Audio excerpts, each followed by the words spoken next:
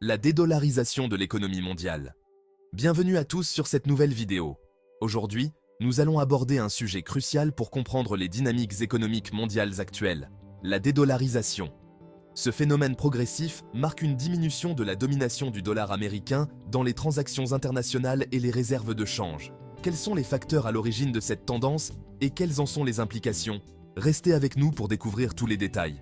Commençons par la diminution du poids du dollar dans le système monétaire international. Le dollar, qui représentait 56% des engagements financiers internationaux il y a 2 ans, ne représente plus que 51% aujourd'hui. De même, sa part dans les réserves des banques centrales est passée de 63% fin 2020 à 59% fin 2022. Cette baisse témoigne d'une tendance à la diversification des actifs des banques centrales. Les banques centrales ajustent progressivement leurs réserves vers une composition plus diversifiée, cohérente avec la structure du commerce mondial. Cette diversification permet de réduire les risques associés à la dépendance à une seule monnaie. Nous observons également une augmentation de l'utilisation de l'euro et du yuan dans les transactions internationales.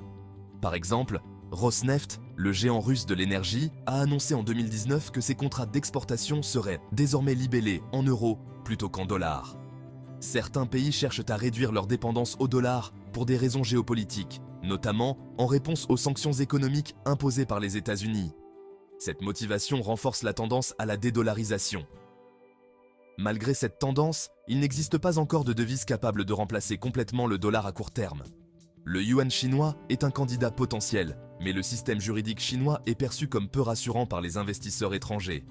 Plutôt qu'un remplacement du dollar par une autre devise dominante, nous évoluons vers un système monétaire international multidevise, reflétant un monde de plus en plus multipolaire. Cette tendance devrait se renforcer dans les années à venir. La dédollarisation présente plusieurs avantages pour les économies émergentes: réduction de la dépendance au dollar, plus grande autonomie monétaire, atténuation des risques liés aux fluctuations du dollar, protection contre les sanctions économiques, diversification des réserves de change, renforcement des alliances économiques régionales, affirmation de la souveraineté économique et potentiel de croissance économique plus stable. Des pays comme la Russie, la Chine, le Brésil, l'Inde et la Turquie ont déjà entrepris des démarches significatives vers la dédollarisation. La Russie, par exemple, a diversifié ses réserves en augmentant la part de l'or et d'autres devises, tandis que la Chine a promu l'internationalisation du yuan.